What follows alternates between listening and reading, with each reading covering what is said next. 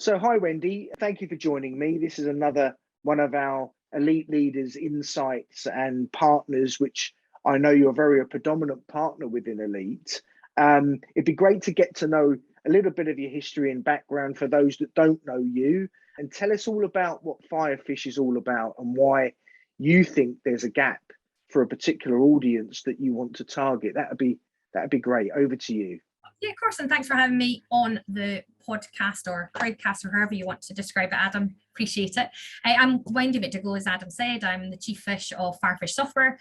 So probably, I think you asked me about 3 questions there in one. So I've tackled the first one, I think, was my background. Is that where? Yeah, cool. So I'm a recruiter by heart. I have run my own recruitment agency, sold that through an investment-led buyout, and then I spun Firefish out of that agency. So I suppose then to go into your next question of, what Firefish is all about and why, etc. I identified that there was a real gap in the market when I was running my own recruitment agency. And, I'll be honest, there was very lack of an innovation back then. So we are talking about, 8 years there. I think the market has definitely progressed, but 10 years, 8 years ago, there was definitely really sort of old legacy software that still exists, but really we're just focusing on like having an electronic filing cabinet that, unless your recruiters called those candidates and updated them and almost use the CRM as admin to then make their calls so that the KPIs can show at the Friday at the end of the week or the end of the month how many calls they had made to update those candidates. That was really the only use of technology that the recruiters were doing within their CRM. Whereas because I was a tech recruiter and I focused on helping SME tech companies and product-based companies grow, I could see where all the technology was going, and in particular, really how consumer behavior was hitting the technology market. And I thought, well, hang on a minute, why can't we learn from that within the recruitment sector? Why have we always got to be behind the other technologies? So the gap there was really looking at, the likes of Rightmove, Zoopla, Amazon, all learning how their buying behavior was happening from a B2C software and then benefiting from it, delivering personalized content, delivering, stats to the purchaser behind of how much interest they were having in their goods. So I took that concept and started building what now is Firefish, a labor of love. So we're now 12 years old. 52 employees, headquartered up in Glasgow, but we have a work from anywhere policy now. So we have people all around the UK and some in Europe as well. So we've really sort of focused on Firefish's sweet spot, which is independent recruitment owners, 1 to 80, 100 that are trying to grow. And the reason for that is I found that a lot of the larger sort of branded companies that have maybe been here for a longer time, they're focusing on the 100+ market and really don't focus on helping a recruitment agency owner grow their business through tech. So there's a real sweet spot there. And the customer service that we're able to provide and we focus on very much so to that marketplace is definitely sort of, I think, given us a good reputation. So to summarize then, the key sort of elements of Firefish is really looking at how people interact through your website, giving the stats of that, the conversions, bringing that marketing up with your CRM and combining that with your website as well, gives you a much better talent pool, conversion rate, engagement rate, rather than just being reliant on your recruiter calling that candidate constantly and doing a manual update. That was the problem that we were trying to solve. And the sweet spot in terms of marketplace, is really, I know what it's like to run my recruitment agency. It's hard enough. You're not technologists. So actually having a company that understands what you're going through and can focus on really helping you to grow your company through enabling tech is what my service team tried to then do and educate everybody else's recruiters in there as well. Thanks, Wendy. And yeah, look, congratulations. 12 years is a huge, successful journey. You built a really strong brand. It's recognizable. It's instantly, I think, a success in terms of the success that's come off the back of working with that particular sweet spot that you mentioned. Wendy, look, a bit of a controversial question here. is there a shortage of talent out there? What's the trends that you're hearing from your customers? And let's dispel this myth, if there is such a thing. So over to you. Yeah, I'm really, passionate about this subject, as you can tell. So you tell me, are we going through a bit of a major labour shortage? I know globally it's filtering down into the UK, but you're very close to this, and I know you put a lot of stats and facts out there to our members and to the wider audience. So tell me truthfully, what's your opinion?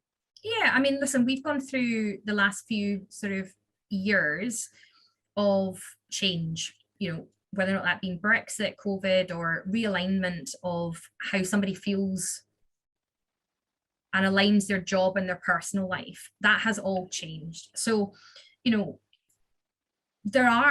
is a fact, without supplementing our workforce from Europe, there are less people in the UK for the number of jobs that we have, and that's a great place to be from a recruitment point of view, a recruitment agency point of view, because that means that you are very valuable right now. You should be using that value to really extend that partnership with your clients. So I do think that there are areas of shortages. There's other driving facts on that. We do, as you know, a monthly crowdcast. We did one with Deloitte earlier this year as well, looking at the economic forecast. And what they were able to also identify is that, with COVID and the change of how we feel about work as well, has definitely taken different segments of the marketplace out. So you have a lot of people going back into education.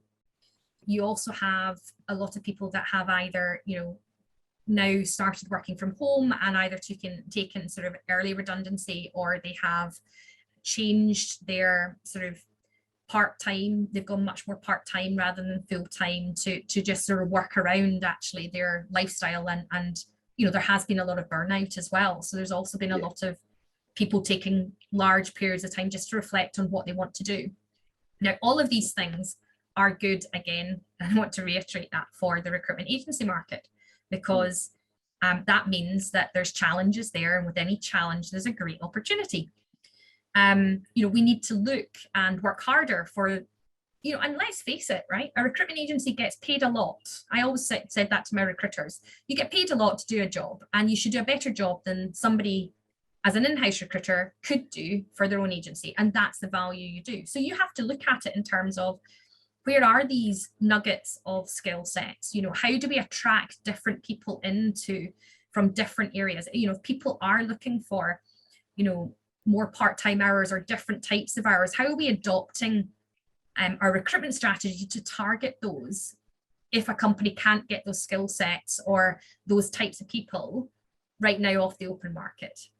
So I think we've got to work harder, and we've got to think outside the box. I love that personally, because that gives great opportunities for, demonstrating your worth as a recruiter. And I just feel that we have to be just really thinking differently in terms of how we market these roles, and how we also help our employers identify, their employer brand as well, to potentially look at reaching skill sets that are not sitting in the UK. How do we work with those other skill sets? So to answer your question, do I think that there's a shortage in candidates? I think there's definitely a shortage in the square peg for square hole. And we now need to start to look at different types of people, channeling those into different skill sets, working on the profile, doing market mapping to demonstrate to employer that those skill sets now need to change slightly in order to be able to, if you're looking for a senior developer right now, they're hard to come by. I know that. So can you take 2 juniors instead of 1 senior and then develop internally? Otherwise, what's your alternative? A company stops growing. Yeah. So I think those are the hard conversations that recruiters really should be getting paid the big bucks to do with companies. Yeah, interesting. And do you think a lot of talent is seeking overseas opportunities? Yeah, I see a lot of the States and Switzerland and Germany, and these are becoming attractive because you can work from anywhere now remotely, as you mentioned. Do you think we're losing talent? Is what I'm saying. Are we losing some of our to companies based over in the States, etc. Yeah. Listen, when it first came up, I actually, I sit in an area where geographically, and I'm sure most of the UK do, that it's cheaper to hire in, geographical regions than it is in London, for example. That's exactly the same as the States. So, in many ways, a marketeer over here, for whatever reason, not getting into it, is probably paid a third or half of what a marketeer is paid out in the States. They look at marketing very differently over there. Not saying that that is right what we're doing here, but if a recruiter over in the States is thinking like that, good on them, because they're thinking outside the box, but they still then have the challenge of how do we pay, how do we set up that vehicle? And I think that's a growth service there as well, to then be hiring somebody over here. But then we could be doing exactly the same of other geographical areas that are potentially paying less amounts than London is, or Scotland is, or because there's Eastern European countries there that we could be tapping into as well. Again, it's just about thinking about where does it matter. I mean, I've got an employee, for example, that's going to be going back to Pakistan to see his parents, and he's got the opportunity with me from a work from anywhere that he can go there for 3 months and work as he would do in the UK, and then just come back. So there's those sort of benefits that you can also get and sell for companies as well. So do I think that we're losing talents for that reason? No, I don't. I think that's just about being really smart and understanding a global talent economy. Yeah, great answer. And I agree and echo that. I think we've got to be looking at where our growth sectors are, is a UK brand, industry brand, and upskilling, like you say, or moving people out of one area into another, but also keeping a close eye on opportunities to bring people into our country who can aid and abet certain sectors that perhaps are falling short in the areas of the Brexits and others where they're now in their own economies are growing. So a fascinating topic and a fascinating subject that I'm sure will continue, and you're very much on the core and on the cold face of that. So thank you for that. Look, it's not uncommon knowledge that the ATS CRM sort of market space is just boomed, and you've noticed it perhaps probably in the last 5 years. I've noticed it massively in the past 5 years. Is there enough room for everybody? Is it a crowd becoming very crowded like the recruitment space, Wendy? And again, you've seen people come and go. You've seen people come and be acquired because they make too much noise and they grab a bit of market share. What's your opinion on it? Yeah, I mean, I think it's a really interesting marketplace right now. I'm very excited about it because essentially, with Vincere going to Access, and you've had Bullhorn go and acquire some of the legacy systems there as well previously. It's really given great space to innovative companies like I feel Firefish is, to then really fill that void. So that's great. And that's the nature of businesses. And if we didn't have acquisitions and turnover and mergers, etc., then it would be really quite a boring place. And our customers, I think that's the part where, if I refer back to what I was saying before, previously when I was running my business, we didn't have that sort of ecosystem. So it was really a dull place, and the customers got a dull piece of software. Now, actually, the customers should be able to benefit from constantly innovative space. The more competitive it is, then the more we're all going to strive to deliver. So I think it's all, it's all good. And, you're finding that moving from software to software is getting easier and easier. And, we have a dedicated data migration team that starts a new data migration every week now, and completes it in a 6-week period religiously. So when you get things like that and you get confidence with swapping, then really, it opens the market up for, I think, to benefit our customers. Yeah, 100%. And I echo that as well. I sit very, I love a disruptive brand, Wendy. I always have done. I, I can't wait for the next one sometimes. Do you see what I mean? There's always someone who's going to invent some piece of tech or something that's going to, shake the world up a little bit or move it forwards. So I'm a big firm believer in that. And you've innovated, you've evolved, and you'll continue to do so. And you'll keep an eye out, I'm sure, on people coming to try and steal a bit of your competitive edge. And I love, again, everything that you stand for and where you positioned yourself. So my final question is, why Elite? Why did you choose Elite? What is it about Elite that you like? What is it about our sort of, community or members that you do work with or haven't just found you just yet that perhaps you want to continue and grow and be a part of it. So give us your verdict on what you wanted to do when becoming an Elite partner. Yeah, so I think Elite's great. I really, really enjoy being part of the network. I think rightly or wrongly as well, the way I've looked at associations and networks is I've always looked for, I like doing business with a shake, with a shake of the hand, even though now it's all virtual. And I like those types of people. So I like the honesty and the openness and the partnership approach that Elite drives. And it's very apparent that an Elite member is very much that sort of culture of type of business owner as well. So, for me, I felt instantly welcomed. I felt instantly at home within the network. And that's not as a vendor. I hope that, the recruitment members see me as part of the group just as much as they see somebody else a member of the group, because I do feel that, I've gone through what they're trying to achieve. I don't have all the answers for them, but I certainly can share a lot of my mistakes when I was growing businesses as well. And I've learned a lot from the members as well in terms of how they've, achieved their goals as well. So there's a mutual sharing. So I think that's really solid. I think the guys that are all, ahead of that, John O'Sullivan, Sid, Barnes, yourselves, and Tara, etc. as well. I mean, you've got such a and Sue behind the scenes. I mean, obviously you couldn't do without Sue. So I think the team there that are driving it, the ethos, the culture, and the morals are that you're really trying, when you come in and be an Elite member, that you're with a great team of people that are just wanting you to succeed. And that's quite unusual.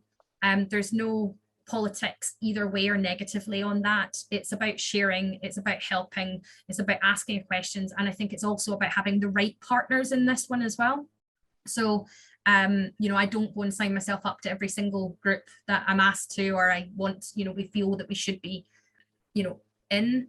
I think we've been quite selective with it. And that's because you can be a badge on all of the different networks, or you can be an active participator and make sure that what you put in will eventually come out of that network, and hopefully what you're adding to that network will be seen as hugely valuable, and they get to know you as a brand. And that's how we like to approach it, and the Elite Leaders Network provided that for us, and still is. Thank you, Wendy. And Elite for me is that we don't treat any partners any differently to our members. You are part of our community, you're part of our family, and we want that also to resonate out to the people that come to join us, that you don't just become a face or a number and sort of get sort of part of a sausage factory sort of style and approach.